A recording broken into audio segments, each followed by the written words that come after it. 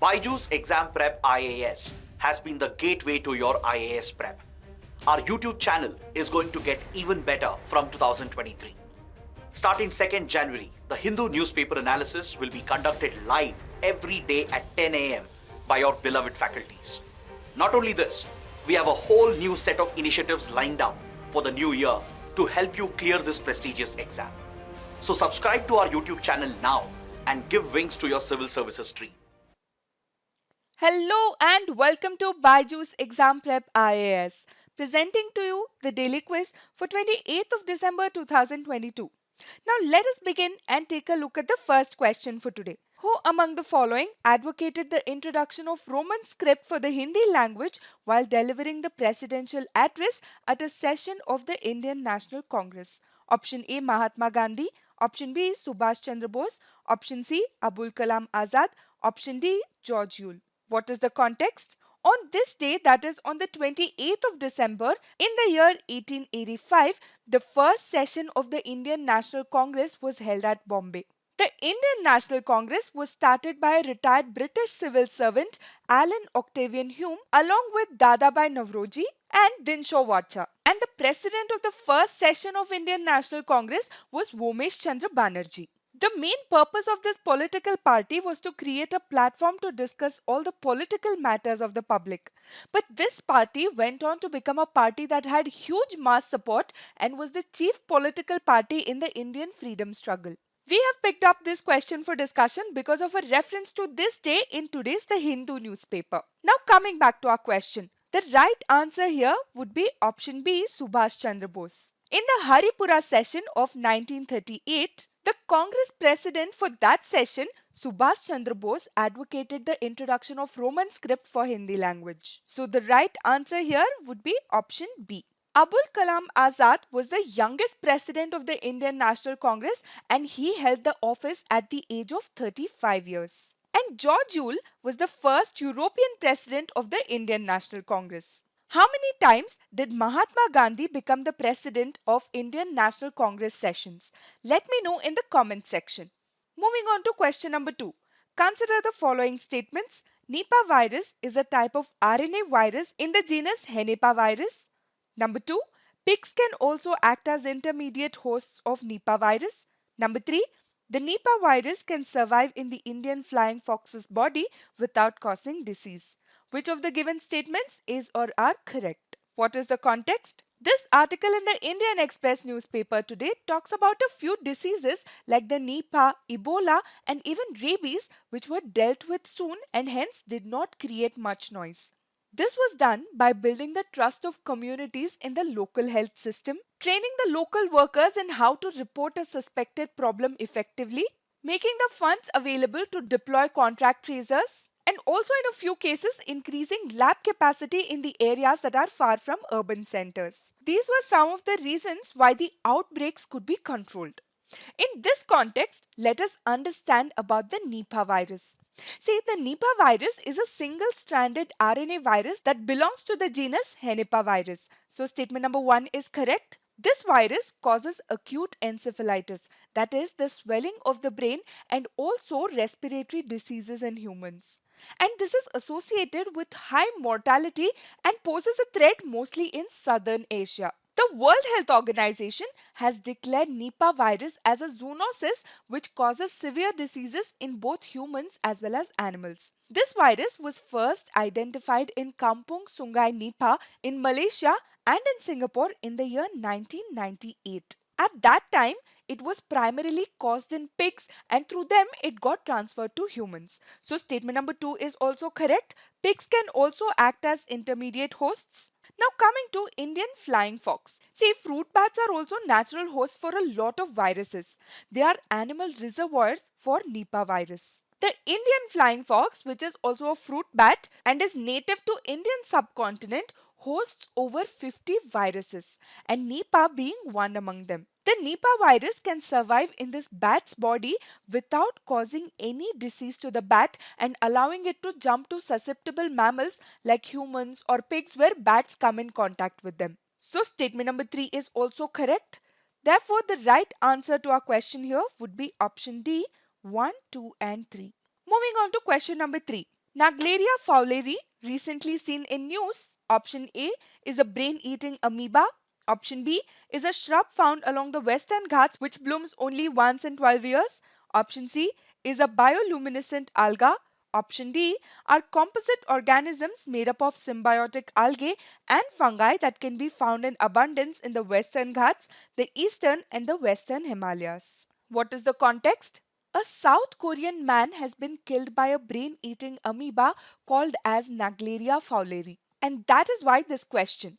What exactly is this Naegleria? Naegleria is an amoeba which is a single-celled organism and only one of its species called Naegleria fowleri. This amoeba can infect the humans. This was first discovered in Australia in the year 1965. Where is it found? It is found in warm freshwater bodies such as hot springs, rivers, and also lakes. But why is it fatal? This amoeba enters the human body through the nose and then travels up to the brain. This can usually happen when someone goes for a swim or when someone dips their head in freshwater body that is contaminated by this amoeba. So, once this amoeba enters the brain, it destroys the brain tissues and causes a dangerous infection known as primary amoebic meningoencephalitis. Now, does climate change aggravate this? Yes, with climate change, the global temperatures are rising, right? Excess atmospheric carbon dioxide has led to an increase in the temperature of lakes and rivers as well. And these conditions provide a more favorable environment for this amoeba to grow. With this, the chances of getting Naegleria fowleri infection will grow. Why? Because the amoeba mainly thrives in warm freshwater bodies. Coming back to our question, the right answer here would be option A. Moving on to question number 4. Consider the following statements. Number 1. Under Article 82, the Parliament enacts a delimitation act after every census. Number 2. In case of difference of opinion among members of the Delimitation Commission, the opinion of the Chief Election Commissioner prevails. Statement number 3. The 42nd Amendment Act laid down that there would be no delimitation till after the 2001 census. How many of the given statements is or are correct? What is the context? This article in the Hindu newspaper today says that Election Commission will begin delimitation exercise in Assam. And for this, the census figures of 2001 would be used. But why is this delimitation exercise being done now in Assam? I will answer this a little later. Firstly, let us understand what delimitation is. Delimitation is a process of determining the boundaries of territorial constituencies to represent change in the population. And this is done to provide equal representation to different segments of the population.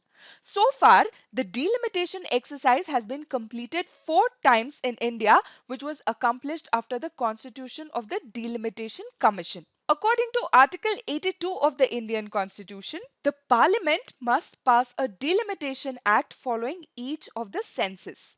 Following the act's enactment, a delimitation commission is appointed. So first the Delimitation Act is enacted and then the Delimitation Commission is appointed. This commission is made up of a retired Supreme Court judge, the Chief Election Commissioner and the respective state election commissioners. And this Delimitation Commission here determines the boundaries in the constituencies in such a manner so that the population of all seats are the same. In case of difference of opinion here, the final decision is taken after majority consideration. So statement number 2 here becomes incorrect, but statement number 1 as we discussed here is correct. Now coming to statement 3. Yes, the 42nd Amendment Act had laid down that there would be no delimitation till after 2001 census. And later, the 85th and 88th Amendment Acts extended this freeze on delimitation. Till which year? You let me know in the comment section below. Now, to answer why is this exercise being done in Assam now? See, delimitation in Assam has been stalled for more than a decade now. In the year 2008, the Election Commission had notified that the exercise would remain postponed till such time that National Register of Citizens is updated to reflect the true population configuration in the state. And since the final list of NRC is out in 2019, the delimitation exercise is being taken up now. Now, the right answer to our question here would be option B two statements only. Now let us take up a previous year question from Prelims paper 2018. Which one of the following foreign travelers elaborately discussed about diamonds and diamond mines of India? Option A, Francois Bernier. Option B, Jean-Baptiste Tavernier. Option C, Jean de Thévenot. Option D, Abbé Barthélemy Carré. The right answer here would be option B. Why? Jean-Baptiste Tavernier was a French gem merchant, and he was particularly interested in diamonds and visited various diamond mines in India, especially the diamond mines of Deccan. So option B would be the right answer here. Who was Jean de Thévenot? He was also one of the French travelers. He describes the cultivation of indigo and the extent of its cultivation in his books. Francois Bernier is also a Frenchman who in his book Travels in the Mughal Empire describes the life of peasantry, their poor conditions and also the manufactures of India. And finally, Abbé Carré. He is also a Frenchman who visited Mughal India. In his book, he writes about the port towns, the role of newly formed French East India Company and much more. Now let us take up the fact of the day for today, which is Dhanu Yatra. Why? Because there is a mention of the Dhanu Yatra in this article in the PIB today. See, the Dhanu Yatra, known to be world's largest open theatre, turns 75 this year. This Dhanu Yatra is the annual drama-based open theatrical performance which is celebrated in and around Bargarh city in Odisha and lasts for 11 days. The Dhanu Yatra marks the victory of good over evil. And this theatrical performance came into existence in West Odisha town in 1947 to celebrate India's independence and is held annually since then. Since it is considered to be world's largest open-air theatrical festival, it finds a mention in the Guinness Book of World Records as well. This theatrical performance is based on the mythological story of Krishna and his demon uncle Kansa, and hence it marks the victory of good over evil.